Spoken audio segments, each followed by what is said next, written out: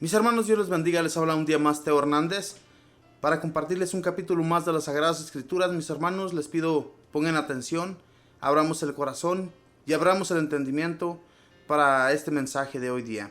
Comencemos pues, mis hermanos, en el nombre del Padre, y del Hijo, y del Espíritu Santo. Amén. Y es el capítulo número 26 de Segunda de Crónicas. Todo el pueblo de Judá tomó a Osías, que tenía 17 años, y lo proclamaron rey en lugar de su padre Amasías. Reconstruyó Elat y la devolvió a Judá, después que el rey se hubo acostado con sus padres. Osías tenía 16 años cuando empezó a reinar, y reinó 52 años en Jerusalén. Su madre, Jecolía, era de Jerusalén. Hizo lo que es bueno delante de Yahvé, como lo había hecho su padre Amasías. Buscó a Dios durante la vida de Zacarías, que enseñaba el temor de Dios, y mientras buscó a Yahvé, Dios le dio prosperidad. Salió a pelear contra los filisteos y los obligó a arrasar una parte de las murallas de Gat, de Jabné y Asdod. Luego construyó ciudades frente a Asdod y a los filisteos. Dios lo asistió contra los filisteos, contra los árabes que vivían en Gurbal y contra los moanitas. Los maonitas pagaron tributos a Osías, y su familia llegó hasta la frontera de Egipto, porque se había hecho sumamente poderoso. Osías construyó torres en Jerusalén, sobre la puerta del ángulo, sobre la puerta del valle, y en el ángulo, y la fortificó. Construyó torres en el desierto, y excavó muchas cisternas, pues tenía numeroso ganado en la tierra baja y en la llanura, así como labradores y viñadores en las montañas y en los campos fértiles, porque se interesaba por la agricultura. Osías tenía un ejército que hacía la guerra. Eran tropas que salían a campaña por grupos, conforme al número de su censo hecho, bajo la vigilancia de Jehiel, el escriba, y Maseías el notario, a las órdenes de Jonaías, uno de los jefes del rey. El número total de los jefes de familias paternas entre estos valientes era de 200,600. A sus órdenes estaba un ejército de 307,500 hombres que hacían la guerra con gran valor para ayudar al rey contra el enemigo. Osías proporcionó a todo aquel ejército escudos, lanzas, cascos, corazas, arcos y hondas para tirar piedras. Hizo construir en Jerusalén máquinas inventadas por un ingeniero que colocó en las torres y en los ángulos de los muros para disparar saetas y piedras grandes. Su fama se extendió lejos porque fue prodigioso el modo como supo buscarse colaboradores hasta hacerse fuerte. Pero una vez fortalecido en su poder, se puso muy orgulloso hasta corromperse, desobedeció a Yahvé su Dios, entrando en el templo de Yahvé para quemar incienso sobre el altar del incienso. Fue tras él Azarías el sacerdote, y con él 80 sacerdotes de Yahvé, hombres valientes, que se opusieron al rey Osías, y le dijeron: no te corresponde a ti, Osías, quemar incienso a Yahvé, sino los sacerdotes, los hijos de Aarón, que han sido consagrados para quemar el incienso. Sal del santuario, porque estás renegando lo que no te merece honor ante Yahvé tu Dios. Entonces Osías, que tenía en la mano un incensario para ofrecer incienso, se enfureció, y mientras que se enojaba contra los sacerdotes, brotó la lepra en su frente, a vistas de los sacerdotes, en la casa de Yahvé, junto al altar del incienso.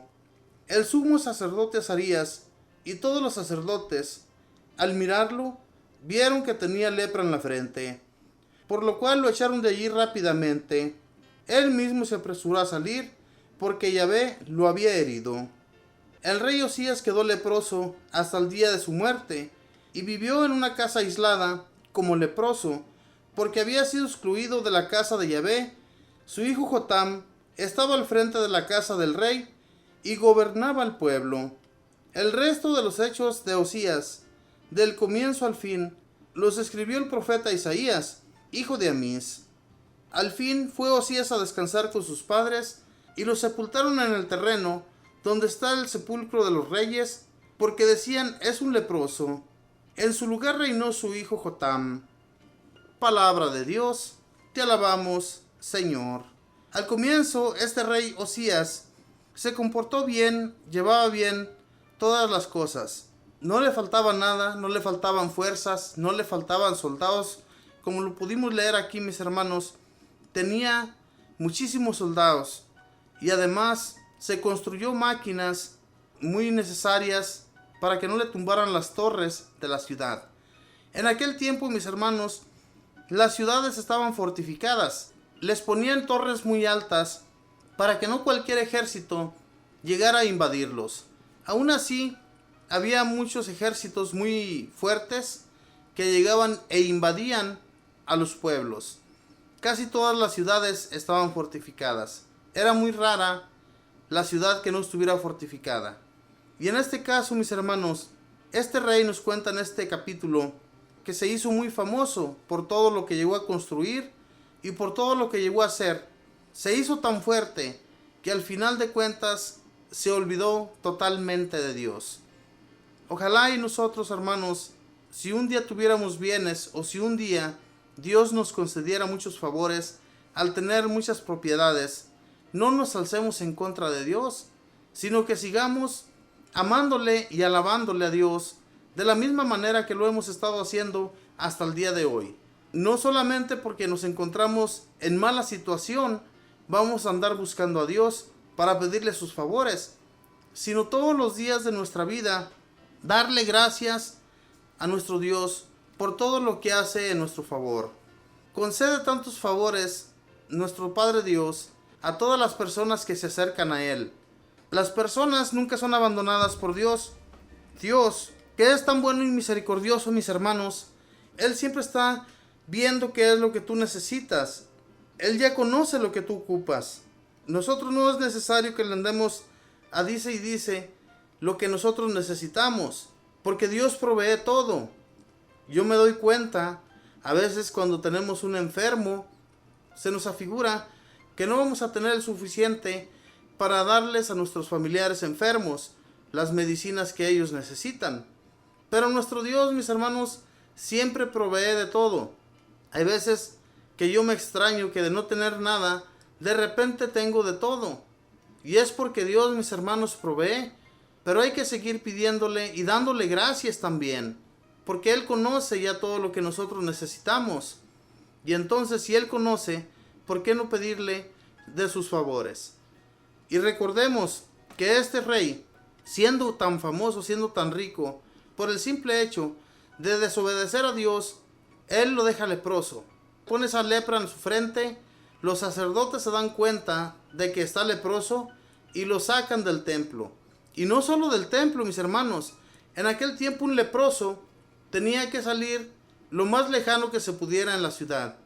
Y tenía que colgarse una campanita en su pecho para que cuando fuera acercándose a las personas, gritar que estaba leproso. Eso era algo terrible, hermanos. Las personas eran apartadas totalmente de la comunidad. Y esto era como un castigo de Dios por desobedecer las ordenanzas de Dios. ¿Se imagina cuántas veces no le hemos fallado nosotros a Dios? ¿Cuántas veces no el Señor nos hubiera puesto ya la lepra por desobedecerle tantas veces? Pero sin embargo Dios, mis hermanos, nos dio libre albedrío y tenemos la gracia de hacer lo que se nos pegue en gana. Sabemos qué es bueno y qué es malo. Sabemos que Dios nos puso las dos cosas al frente. O eres bueno o eres malo. Si te dedicas a las cosas malas, te va a ir mal en la vida. Pero si te dedicas a las cosas buenas, yo estaré contigo, nos dijo Dios. Entonces hay que tener la fe y la confianza en Dios, de que si lo tenemos a la par, no tenemos por qué tener miedo, ni a las contrariedades que nos vengan a nuestra vida, porque Dios ahí está para resolvernos todos nuestros problemas. Pero hay que tener fe y hay que mantenernos, mis hermanos, siempre en oración, para que Dios nuestro Señor, que nos escucha y que está atento a nuestras palabras, cuando nos ponemos en oración con mucha devoción, nuestro Señor está siempre atento.